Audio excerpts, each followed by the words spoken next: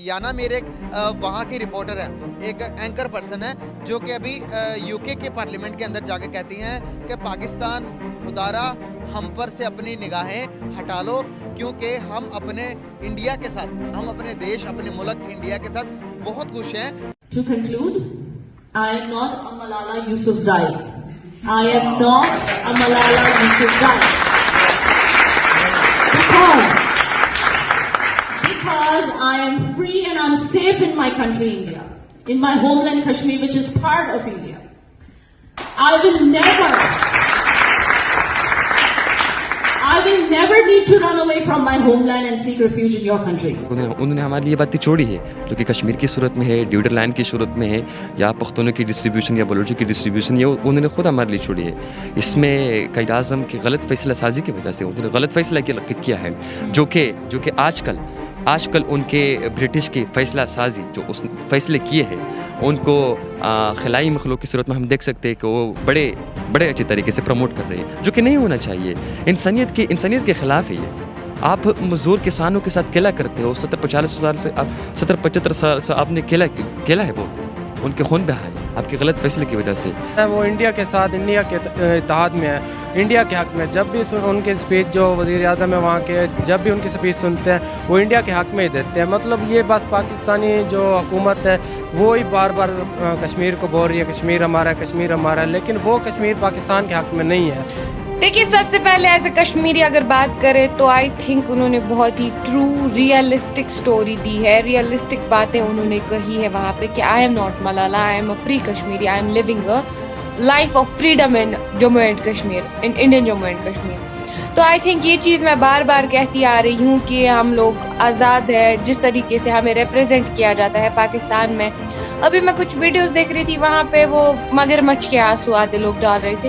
अगर वो हमारे साथ ऐसा करते, तो अगर वो हमारे मुसलमान भाइयों को ऐसा नहीं करते, वो नहीं करते, उसकी आंखों में आंसू था भी नहीं, स्टिल वो रोने की एक्टिंग कर रही थी। भाई, हम लोगों के साथ कुछ नहीं हो रहा है, मुसलमानों के साथ, मुसलमान औरतों के साथ कुछ नहीं हो रहा है। तुम्हारी कंट्री में मुसलमानों के साथ क्या हो रहा है? उन्होंने सही तो कहा कि मैं मलाला यूसुफजई नहीं हूँ, मैं पाकिस्तान में जुल्म सह नहीं रही हूँ, मैं पाकिस्तान की तरह इंडिया में, भारत के कश्मीर में जुल्म नहीं सह रही हूँ। मैं यहाँ पे एक फ्रीडम लाइफ, हमारी लाइफ में एक फ्रीडम है और मैं यहाँ पे फ्री लाइफ जी रही हूँ, मैं यहाँ पे बहुत ही अच्छी लाइफ जी रही हूँ। And that is based on a true story, because every Indian Kashmiri is living the life of freedom, is living the life of prosperity, is living the life of success.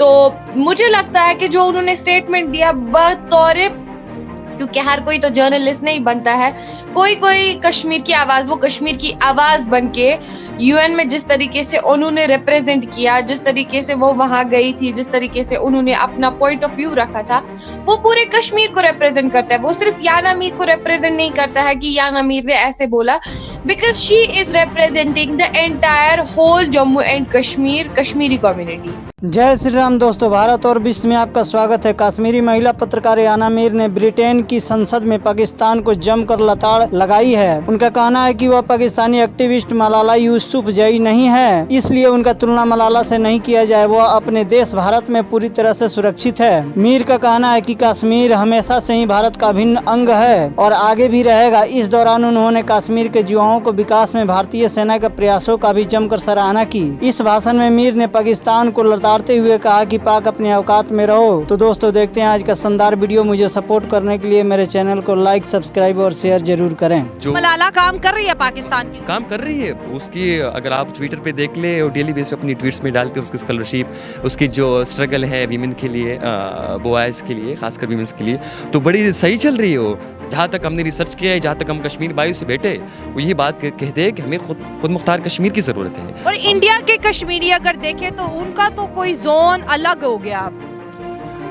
India के कश्मीर के हवाले से जहाँ तक आप बात करती हैं, वहाँ पर भी जो लोग तरह तरह के स्टेटमेंट देते हैं, बिल्कुल एहतराम रखते हैं, लेकिन बात ये है, मेन फोकस हमें आवाम की राय को देनी चाहिए। आवाम की जो स्टॉन्स है मजदूर किसान तबका, उसको हमें सुनना चाहिए, न कि जो बड़े बड़े महलों में बैठ के जागीरदार लोग, इनकी स्टेटमेंट पे हमें गौर नहीं देना चाहिए। जिस तरह उन्होंने 70 साल हमारे साथ किया, पश्तूनों को पाकिस्तान में शामिल होकर, बलोच भाई को शामिल होकर, जो कि 70-75 साल उनकी गलत फैसले साजी की वजह से ये लोग अभी मुश्किलात का सामना करते हैं।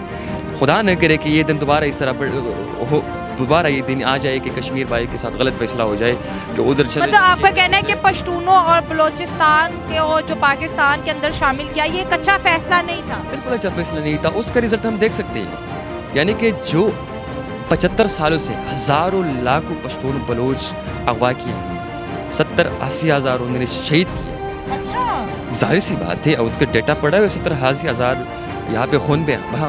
तो हम इस जो मीर की जहाँ तक स्टेटमेंट की, हम इस पे ये ऐड करना चाहता हूँ कि ऐसा न हो कि दोबारा हम गलत फैसले कर ले, ये सिलसिला दोबारा से इस तरह कंटिन्यू रहे।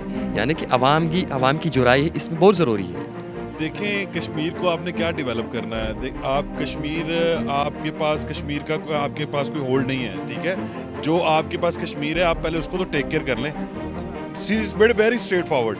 आप दूसरों के मसले में आप ह्यूमन राइट्स की आवाज़ करें, उनके जो राइट्स हैं, उनके ऊपर जो जुल्म हो रहा है, ठीक है, उस पर आप बात करें। लेकिन आप देखें, किसी के मसले में आप टांग मत अड़ाएं। पहले अपने मुल्क को तो आप सेट कर लें, पहले अपनी इकोनॉमिक सिचुएशन को तो आप सही कर लें। कहने का मकसद ये है कि कश्मीर के अंदर, कश्मीर जियोग्राफिकली और अगर आप उसको मैप के थ्रू देखें तो वो इंडियन स्टेट के अंदर ही फॉल करता है, ठीक है। लेकिन आप बार बार ये कहें जी कश्मीर बनेगा पाकिस्तान, तो इट्स नॉट पॉसिबल। आपके पास जो अपने सूबे हैं, जो आपके पास अपने मसाइल हैं, वो आपसे टैकल हो नहीं रहे। तो आपने कश्मीर को आपने जाके क्या आपने सपोर्ट करनी है? हाँ, ह्यूमनिटेरियली और उनके जो ह्यूमन राइट्स हैं उनको आप प्रोटेक्ट करने की कोशिश करें, उनके ऊपर आप वॉइस रेज करें, ठीक है। बट जो इंडियन साइड की बात है, अगर हम पास में चले जाएँ तो मैंने ये चीज़ खुद पढ़ी है कि जब कश्मीर पाकिस्तान अलग हुआ था तो बाकायदा एक मेमोरेंडम जो है वो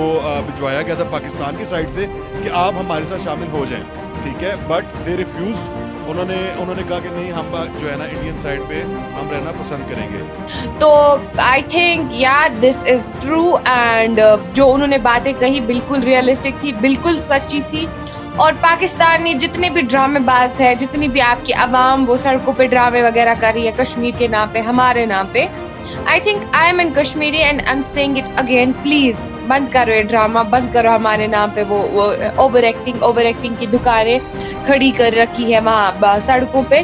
अपने आप पे ध्यान दो, अपनी डेवलपमेंट पे ध्यान दो। आप देखो, आप हमारे बारे में बात कर रहे हो कि यहाँ पे ऐसे है, यहाँ पे वैसे है, औरतों के साथ जुल्म हो रहा है, blah blah blah blah blah, this nonsense ridiculous things coming out from their mouths. But what they are watching there, उनको अपनी कंट्री का भी देखना है ना, उनको तो अपने ये भी देखना है ना कि हमारे इर्द गिर्द क्या हो रहा है। आप लोग जो ब्लास्फेमी कर रहे हो टेम्पल्स में, बाकी लोगों के पूजा घरों में, गिरजाघरों में, वो गलत नहीं है, वो जुल्म नहीं है। हम लोगों के साथ जुल्म हो रहा है, हम लोगों की जमीनें चाहिए पाकिस्तान को, हम लोगों से कोई प्यार व्यार नहीं है पाकिस्तानियों से। अब पाकिस्तानी कहते हैं ना कि वो हमारे शाहरुख के करीब है, वो है, ये है। भाई हम नहीं मानते शाहरुख के करीब, हम क्यों आपको माने शाहरुख के करीब? हमने जब 90s में आप लोगों को नहीं चुना था तो आज क्यों चुने? हम